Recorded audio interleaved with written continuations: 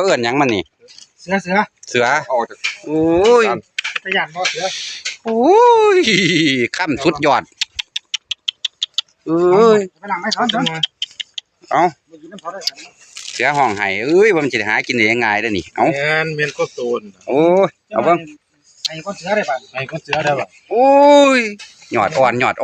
นี่ลวกก็มีเอาทุบหลังเอาเนี่ยแกบางคนยังกินกล้วยได้โอ้ยพาลงไปบัดนี้แก่ข้าวเดียวเบิดได้ละพ่อยแม่โอ้ยข้าวเดียวเบิดดีใช่ไหมบ่กินเนาะบ่ทายเอาก็ได้แต่ของเนี่ยตี้มันยุกเนี่ยเฮ้ยเหมือนเดิมบ่ทายแต่ของบ่มีหยอดอ่อนอีเด้อคืองามครับแกใส่ติ่งลิงเลย